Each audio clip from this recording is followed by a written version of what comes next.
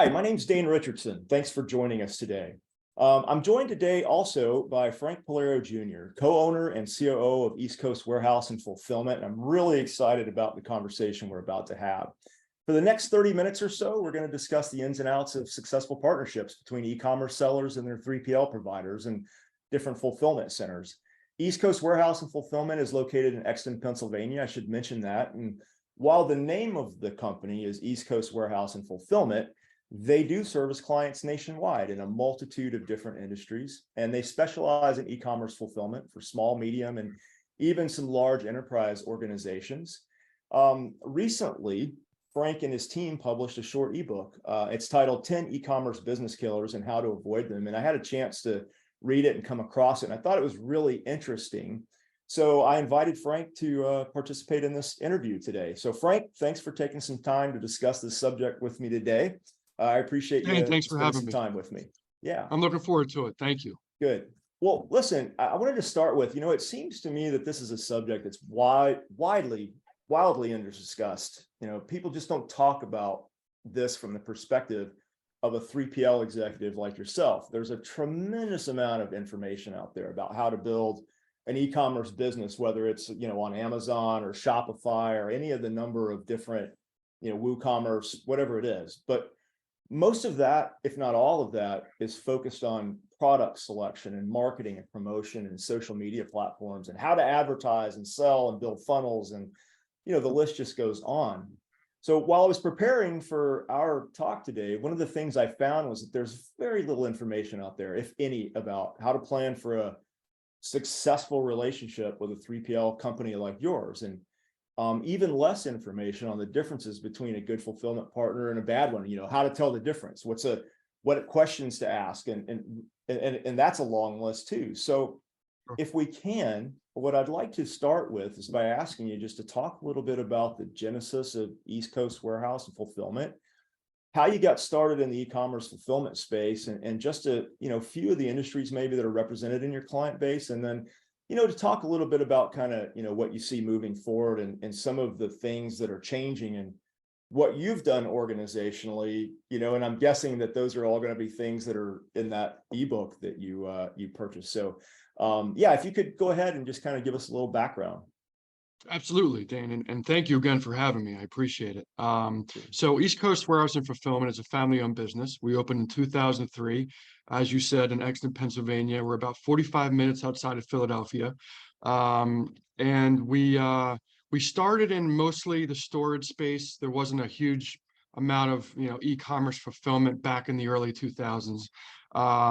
As time went on, the space has really evolved, as I'm sure and anyone can see who uses Amazon or has their stuff shipped to them and what was 2 days now many times in the same day, right?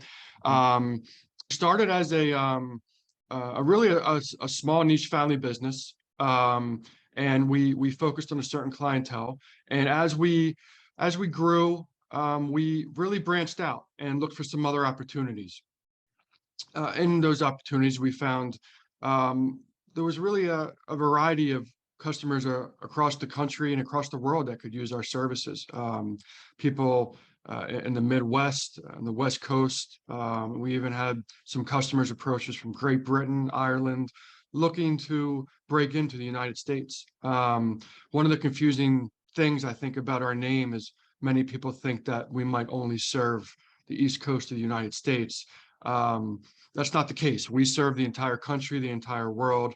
But our claim to fame, as you'll say, is that we have direct access or very close access to the major East Coast cities: Boston, Washington, New York.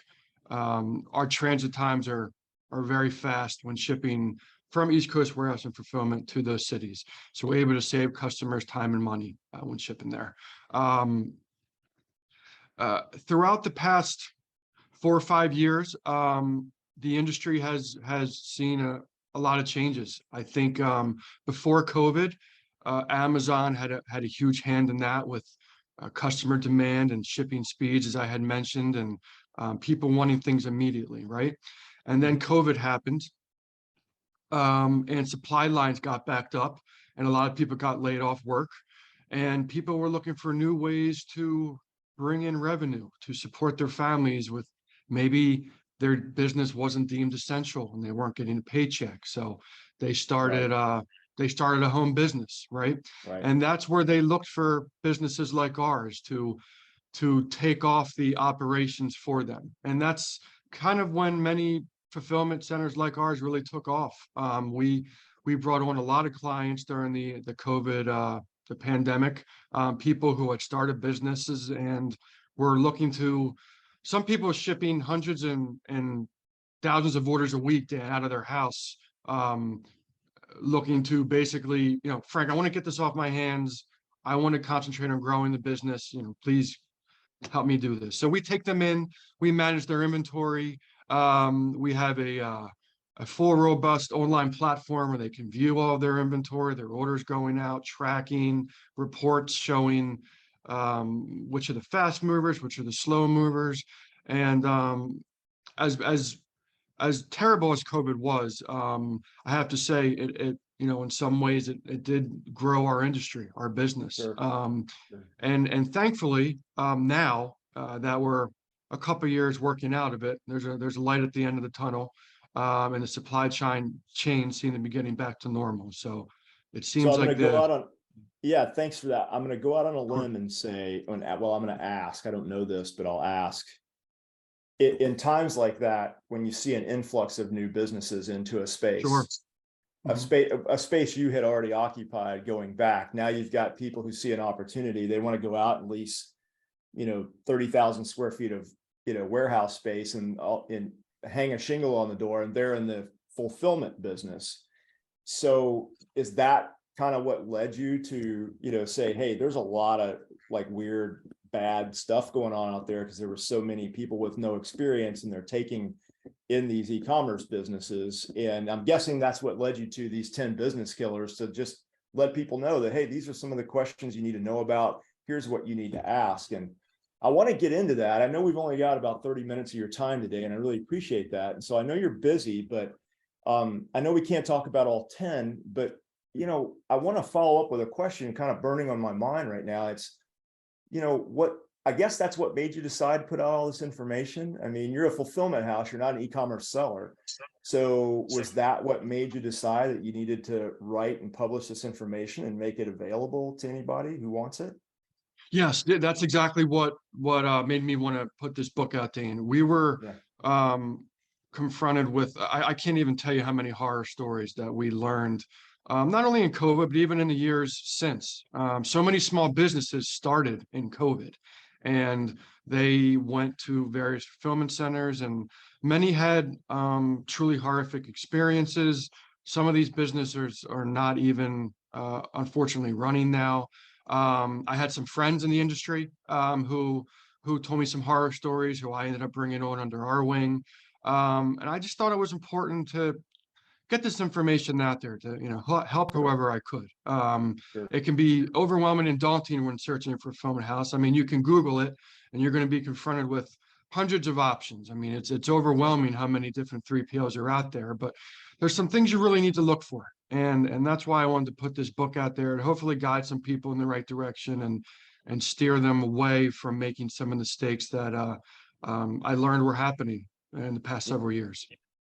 Well, I had a chance to go through it and read it, and I noticed number one on the list, you call it the fearsome fees, Mhm. and it's hidden fees, right? I mean, I Yes. think it says Yes. that in the title, and that makes a lot of sense. You know, I know we're not going to be able to cover everything in detail, the 10 business killers, but I noticed there's an 11th bonus item too, but I think hidden fees seems like a really good place to start. And one that I thought was really timely, because if you think about what's happening out there in the news, one of the things that's been in the news even in the past week in the national news has been this discussion about hidden fees that seem to have become ubiquitous across a lot of different industries. If you think about airlines and hotels and rental cars, basically the entire hospitality industries, they've been the target of countless articles about consumers getting the raw end of hidden fees. Anybody who's tried to plan a trip anytime in the last decade has experienced those fees on some level.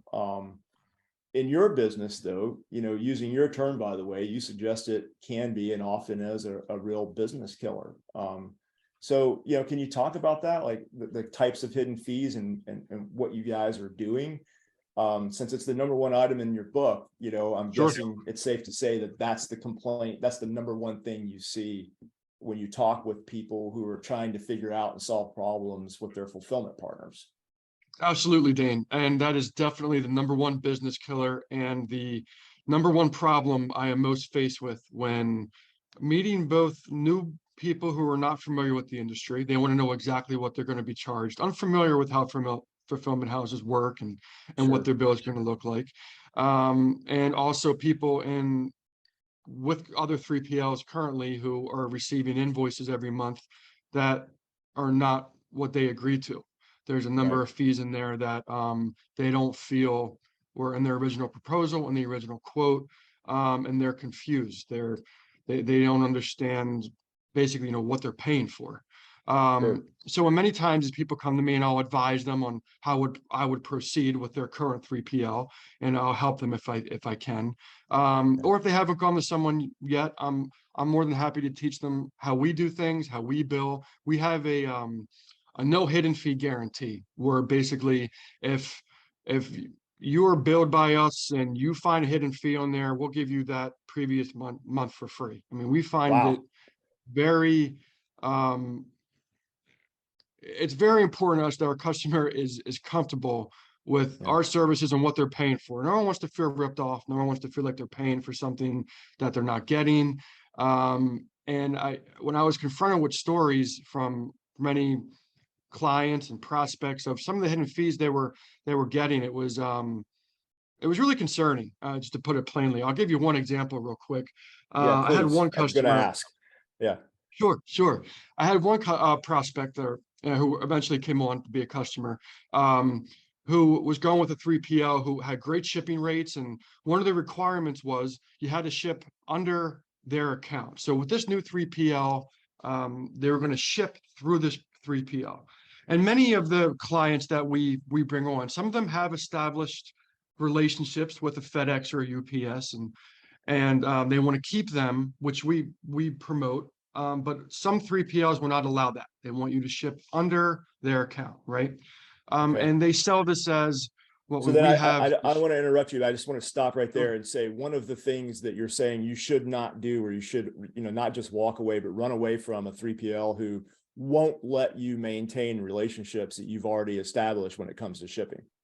Absolutely. That's a huge Okay. red flag. If a Yeah. Okay. 3PL will not let you keep the relationship you have with your shipping provider, that is a huge red flag. And to me, that's a sign you got to run away Okay. immediately.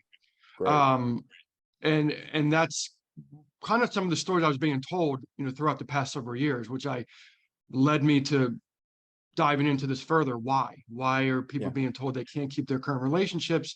And the reason I found in the majority of cases is that these 3PLs are marking up shipping fees. So, Dane, if you have a product you're selling and you're expecting it to be, using simple math, $1 a Right. package, many Yep. of these people were finding that their packages were actually $3 a package, $4 a package. And then they would confront the 3PL and say, I was paying $1 with my previous rep. Yeah. What happened? Oh, well, our employee put in the wrong dimensions, put in the wrong weight. Well, okay, so I'll get in reimbursed. No, I'm sorry, there's nothing we can do. Yeah. There's nothing we can do. I sent out 1,000 packages at 4 times the price I paid before.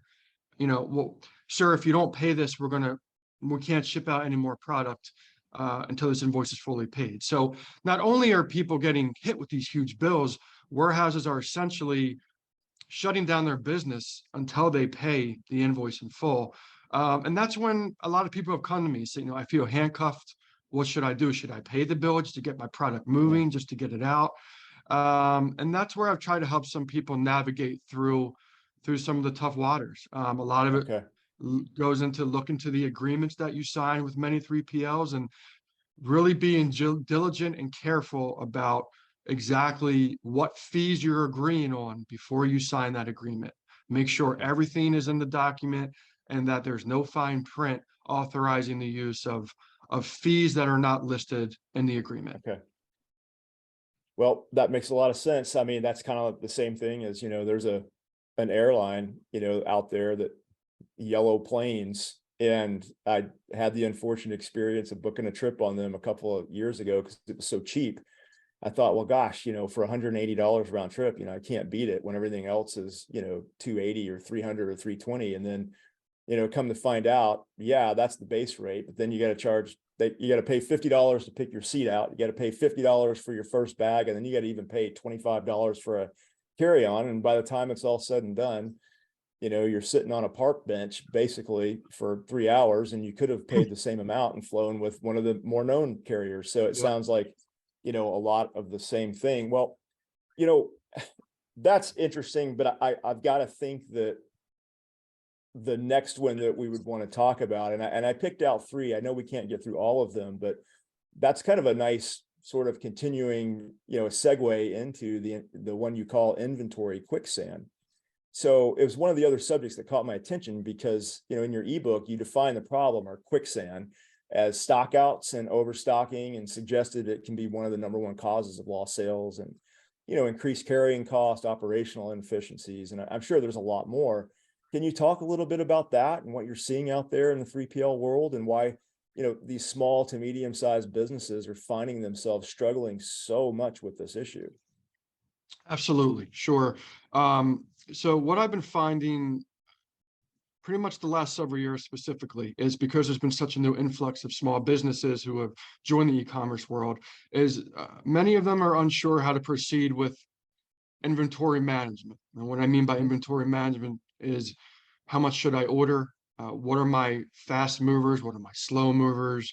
I've seen really two situations. One is they don't order enough. They run out of stock on Amazon or on their website, and then they have to wait for usually China or Taiwan to ship them over, which sometimes takes months at a time. And in this whole time, people, if you're out of stock, people would get disinterested. If they can't get their product within, a day or two because you're out, they're not going to wait around, right? So I've seen that situation. And the other one I've seen is, frankly, when people order too much, they overestimate what the market is going to do, how much people are going to purchase. That can also have an effect, because if you're building up too much inventory in any 3PL, they are going to hit you with long-term storage fees. Amazon has them. I mean, their fees go up exponentially after 6 months to a year. Most 3PLs have them because, frankly, if a 3PL does not have inventory that is moving, a 3PL is not doing well. 3PL thrives on moving inventory. So it's very important to streamline your operations and your inventory movement. They call it item velocity in this business. And what we try to do is we try to help each of our customers maximize their inventory velocity. And we do that by, we've invested in the latest and greatest technology, and we feel it's, technology is what drives the world, right? I mean, now it's yesterday it was e-commerce and shopping cart. Tomorrow it's probably going to be AI. That's all we're hearing about is AI, right? So we try to be on the cutting edge of technology. And what we've done is we've invested in a full warehouse management service suite. It's an online portal where all of our customers can log in, view endless reporting data. If we're talking about inventory specifically, they can view, like I said, item velocity, how fast items are moving, what's moving slow, what's moving fast. Where are my orders shipping primarily? Is it primarily East Coast, primarily West Coast?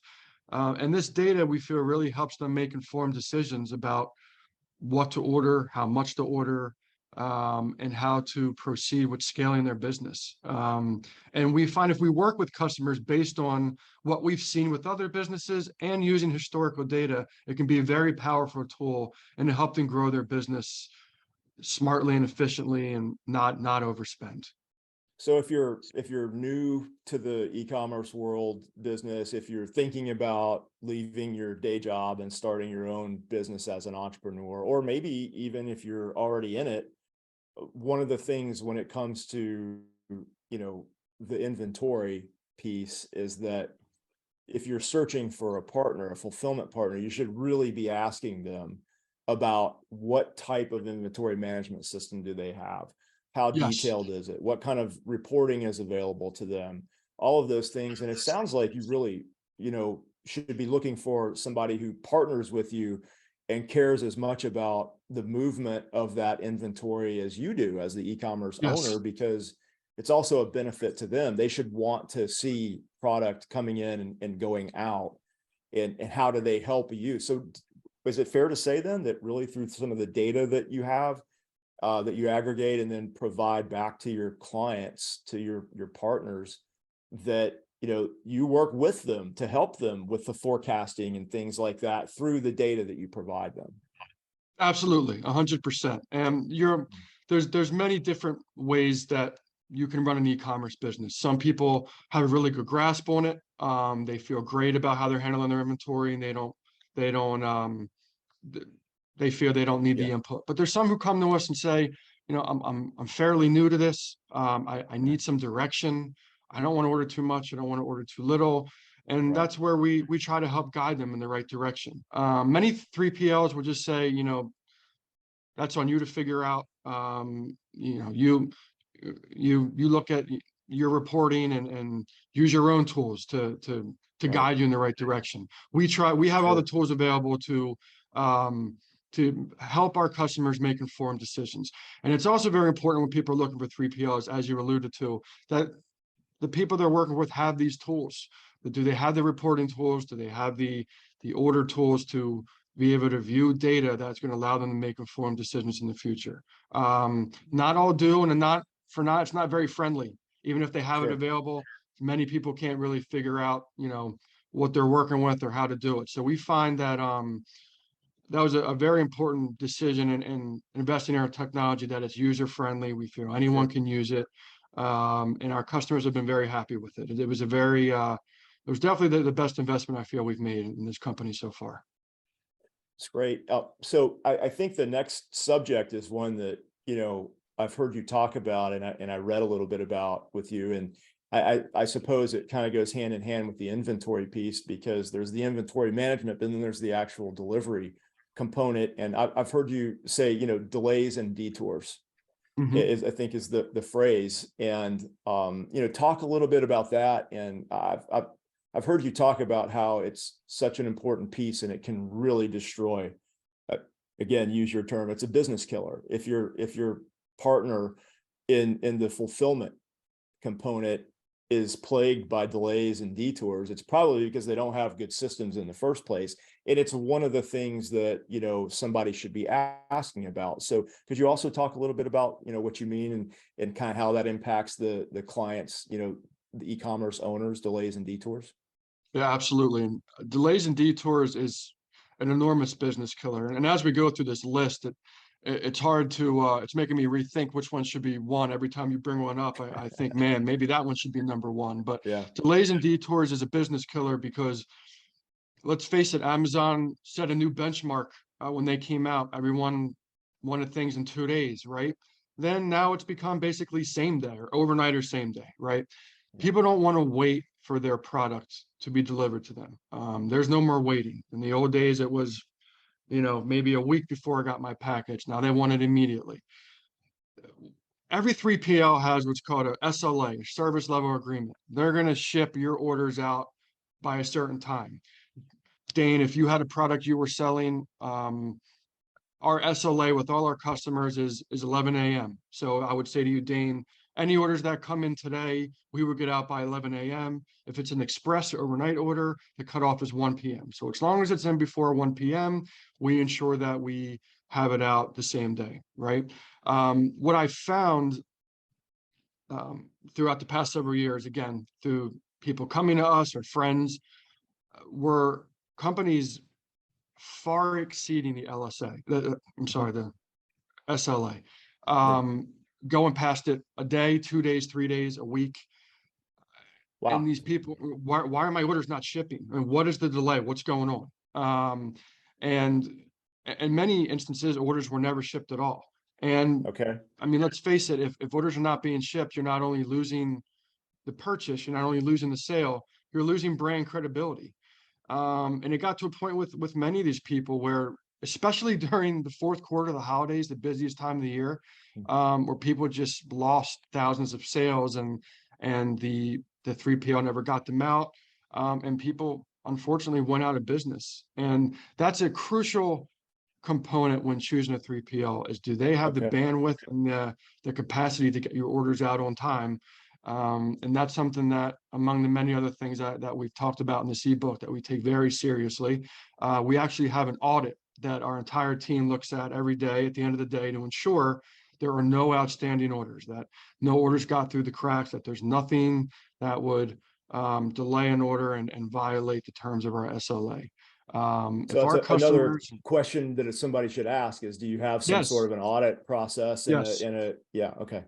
Yeah. What is your guarantee that my orders are getting out on time? What happens if an order is late?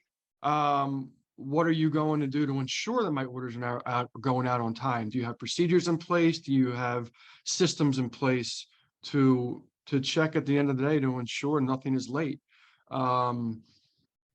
Some people may And if tell it you they is do, late, some there people say should they be a don't. good reason, and that should be communicated to the Exactly. business owner. Yeah. Exactly. That's exactly right. It's a crucial part, because without that, it's a business killer. It absolutely is. One of the last things, and I know we're up against the clock here, we're going to run out of some time soon, but one of the last things I wanted to ask you about was returns. Most of us don't think about that. You go to the store, you buy something, you take it home, you try it on, you look at yourself in the mirror, maybe if it's a shirt or whatever it is, and you say, it doesn't quite fit, and then you take it back, you return it. And that's just your return, and you don't really think of it in scale. But I would think that from your perspective as a COO of a well-known fulfillment, house, and then having all these e-commerce customers, it's something probably that e-commerce owners don't think about as much as they should, especially in the early stages of business building. So can you talk about how, that is a really important piece so that you can get inventory back in to the cycle, whatever it is, and how you process those, help people process returns?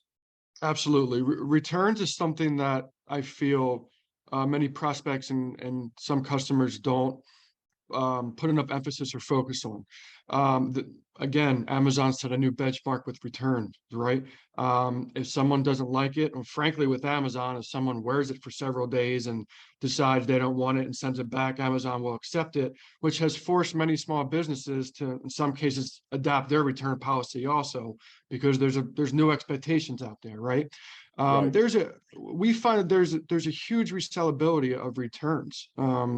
Many 3PLs and companies out there don't take the proper time to check these returns, reallocate these returns in the inventory. And we advise our customers on how much money you can make back if your returns are handled properly.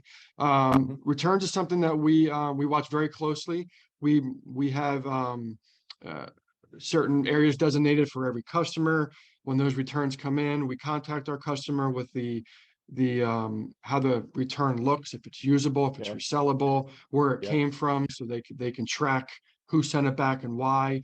And in many cases, they're able to resell the item. We can package it as new, or in some cases, they resell it as maybe at a discount. It's a used Yeah. item, but it was, the tag is still on it. It was just opened. Right. Um, Instead of just, in many cases, these returns get disposed, and it's just, Okay. it's money thrown out the window. Right. So that's absolutely a place where I feel like it's important for people to invest into and to be cognizant of, because you can lose a lot of money if your returns are not properly taken care of. Yeah, I said that was my last question, but I'm going to squeeze out another couple of minutes if you don't mind. Sure, sure. That made me think of the word we hear in terms of inventory, especially on the retail side, right? People talk about shrinkage, Mhm. inventory shrinkage. So Sure. is that something that you see? Is that something people should be asking about? In terms of, you're entrusting a fulfillment partner to manage your inventory, and for there not to be shrinkage. Can you talk a little bit about that and the industry and how that, is potentially a real source of frustration for, e-commerce business owners? Inventory shrinkage, Dane, is, and again, another huge one. Okay. I'm glad you mentioned that. And when Could be number inventory one. shrinkage, Yeah. I think we should maybe make that every one you bring up. We'll make that the new Yeah. number one. The list of number Um, ones. Okay. yeah. Yeah. Inventory shrinkage, or is also referred to as inventory loss, and what that means is the 3PL lost your inventory. I don't believe I've mentioned this yet, but if you look at the reviews of any 3PL, you're going to find a very good and compelling backstory into what is occurring within their operations. I advise any partner that I'm considering partner with, or people who are looking at the 3PLs, do your research, do your due diligence, look at the reviews, speak to other people who may have used them, ensure that who you're going to give your business to is a right fit, because unfortunately, there are many 3PLs out there, especially the big ones, who have lost huge amounts of inventory. And when I say lost inventory, it's basically what it sounds like. They contact you and they say, sorry, we lost $20,000 worth of inventory, and we're not sure where it is. And many of the customers were saying, well, what does that mean? Where did it go? We're not entirely sure. We'll put a ticket in, and when we find it, we'll let you know. That's it. That's all I get. And for many people, I mean, they can't afford to repurchase inventory to make up for the 20,000 that was lost. It's huge. It's a huge expense. It's a huge business killer.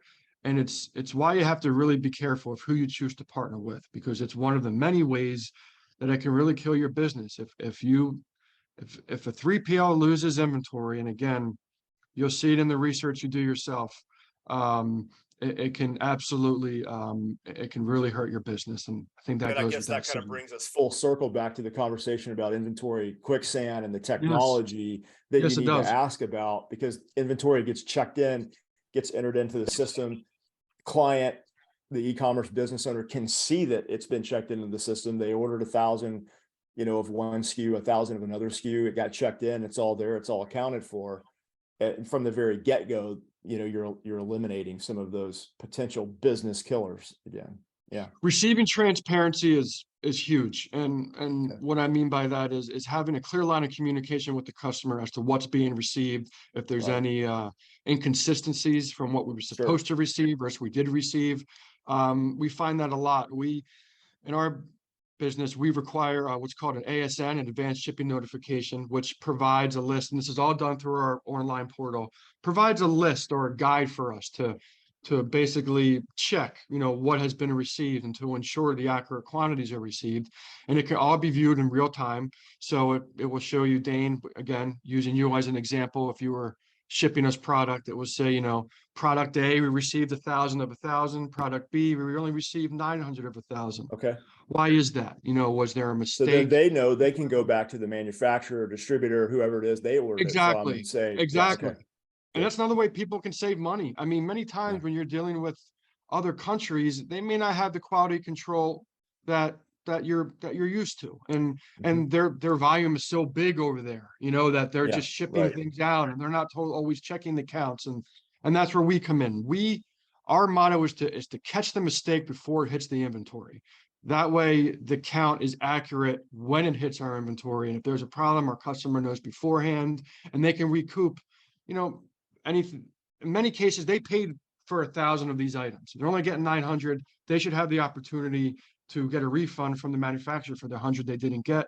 We try to make them aware of that, before it Yeah, because enters you our paid inventory. for it, and now you're not going to get to realize the margin on Exactly. those 100 pieces. So that could be Exactly. your bottom line. Yeah. It's the Exactly. margin Once there. it's received into our system, we're saying we have it. So Yeah. it's important when we receive that we have a very clear line of communication with it, with every customer. That's huge. Well, Frey, it's all really interesting. I'd love to talk more about these, but I know our time is running out. I really appreciate you spending some time, discussing, all these items with me. I guess we should say, if you're interested in downloading Frank's ebook, it's free. You can download it at www.eastcoastwf, F as in fulfillment.com.